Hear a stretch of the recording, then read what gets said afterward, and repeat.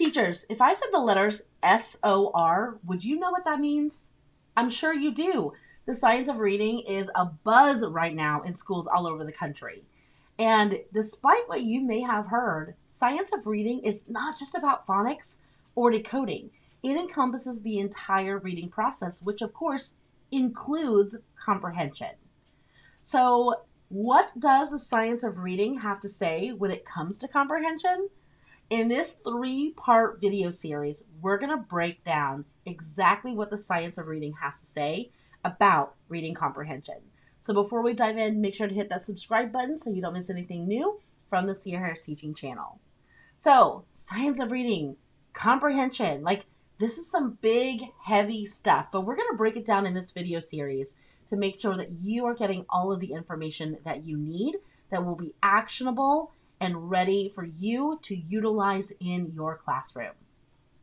So several elements, as we know, when it comes to reading, contribute to how a reader forms that cohesive understanding of the text.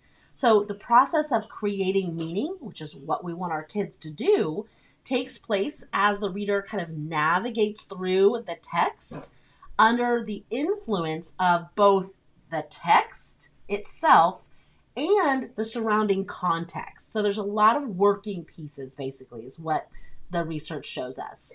The final result, aka comprehension, is molded by the interplay between the reader's prior knowledge, and we're going to dive more into that, the requirements of the text, and the specific nature of the task that we ask them to do, all unfolding within different and diverse situations. All of that mumbo jumbo science talk basically is to say, this all is known as the reader, the text, and the task.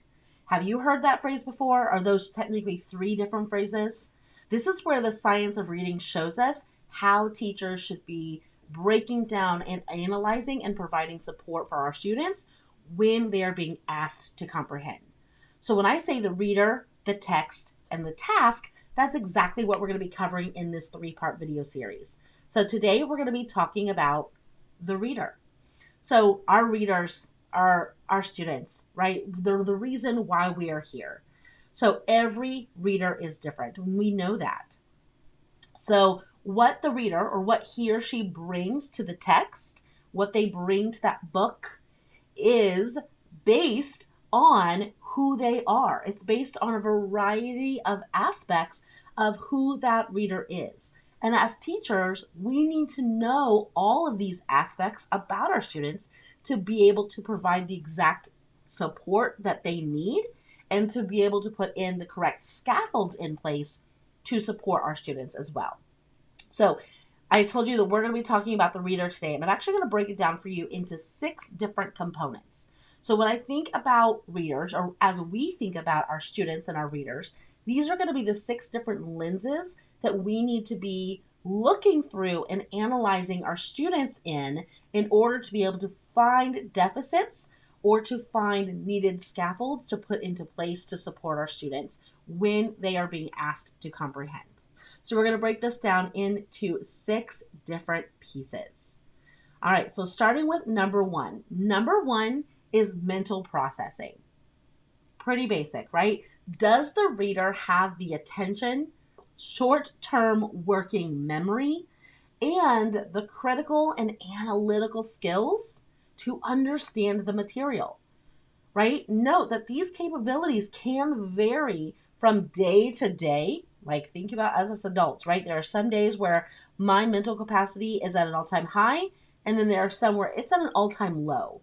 So it's not necessarily anything that a student is going to be struggling from every day. It can vary day to day, and it can even depend on surroundings. It can depend on time of day, the student's fatigue, their hunger level, and the distractions of personal concerns, things that are happening in their home life. So mental processing is a big one. We always had discussions in our schools about what time of day should reading be taught. Should it be in the morning when their brains are more active, they're not as sluggish? Should it be in the afternoon because they've had a break, they've had recess? You know, what does research show? So there's a lot that goes into understanding their mental processing in knowing your kids, knowing their home lives, knowing, checking in with them in the morning, making sure that they're ready to handle that load of comprehension that you're about to ask them to do. That mental processing piece is huge. Okay. So that is number one. Number two is their overall reading skills. So beyond decoding, how skillful is this reader at skills like inferring, predicting, strategies like visualizing, and other comprehension skills? What are their levels? So understanding their levels, as we know as teachers, that's kind of our job. Make sure that we are providing those scaffolds in place to help them succeed. So number three, engagement and motivation, right? Is the topic or the writing style that they're reading, is it even engaging? The text itself, is it exciting to them? The topic itself could even be exciting or unmotivating, right? I don't want to read a book about spiders or even a text about spiders, because all I'm going to do is see a spider in my brain. I'm going to get the heebie-jeebies and I'm going to turn off and shut down, and I'm not going to want to read that. So something as simple as a topic can absolutely change the course of a student's ability to comprehend at their best ability. Does the student have a purpose for reading beyond simply answering comprehension questions? Having a purpose, and we're going to talk a lot about that when we talk about the task in our third video of this series. Making sure that they understand their purpose is going to really help their motivation levels. So number three, again, engagement and motivation. Number four, maturity and sensitivity. This is a big one. Does the material contain themes or details that are beyond the understanding or suitable of the reader at that age? So making sure, this is why one of the reasons I say Lexile levels are not something really that we should be looking at, because Lexile levels only measure the quantifiable data. They do not measure anything when it comes to complexity or maturity, or the sensitivity, the nature of the text itself. So there are a lot of text that are used in high school level that have a very, very, very, very, very low Lexile level that technically a fourth grader could read. But it's about the maturity and the sensitivity. So making sure that we are looking and that we are pre-reading all of our text to analyze for these different types of situations. Number five, and this is a big one. If I had to pick one, I think this is probably the most important. Prior knowledge and experience. I don't know where I read it or I don't know where I heard it, but I remember reading a student's background knowledge is the one thing a teacher can count on a student bringing to the table. That's it. You cannot count on your students coming in this school year with anything else. Prior skills? Nope. Understanding a main idea? Nope. They have their background knowledge and that is it.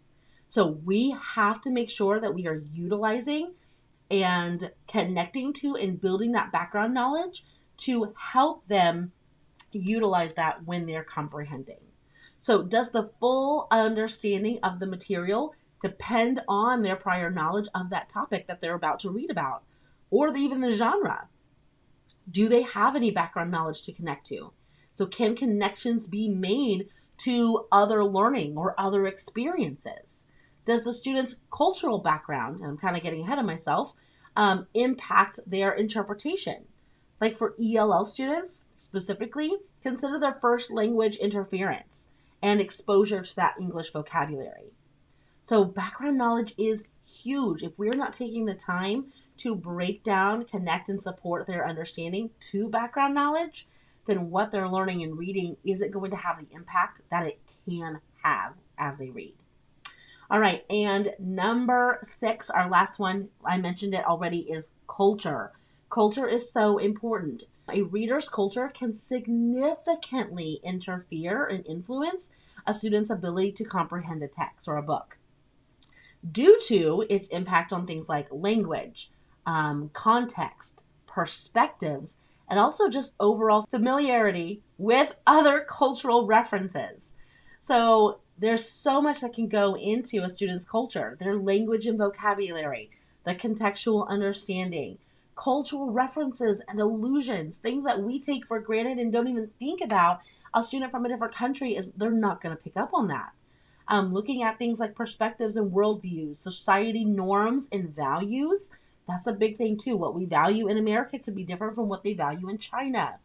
Taboos and sensitive themes, cultural themes, symbolism is big. And then just overall cultural empathy is another aspect as well. There's a lot to say when it comes to understanding our readers. And I think through this list of these 6 different aspects, we can see that it is important that as teachers, we get to know our readers on extremely deep levels to make sure that we are providing the right type of support and scaffolds in place to give them the best chance that they can have when it comes to comprehension. So drop me a comment below and let me know, is this something that you've thought of? Is this an area that you feel like you take into consideration when you are planning out your lessons? So this is one of the biggest components of the science of reading, is showing us that as teachers, we need to take time to analyze, evaluate, and apply when it comes to creating our lessons. So I would love to hear your questions. I can create more content, maybe another part 2 on just the reader based on your questions. So please make sure to drop them in the comments below. And don't forget, this is just part 1 of a 3-part video series. In video 2, we're going to be talking all about the text and what we need to do as teachers to analyze a text to ensure that same support and scaffolding is in place. And then our last video is going to be all about the task. So the reader, the text, and the task. After this 3-part video series, I truly feel you'll have a great grasp and understanding of what the science of reading is saying about comprehension and how we are to support our students through this research. So thank you so much for tuning in. If you haven't already, make sure to hit that subscribe button, and I'll see you over in part 2.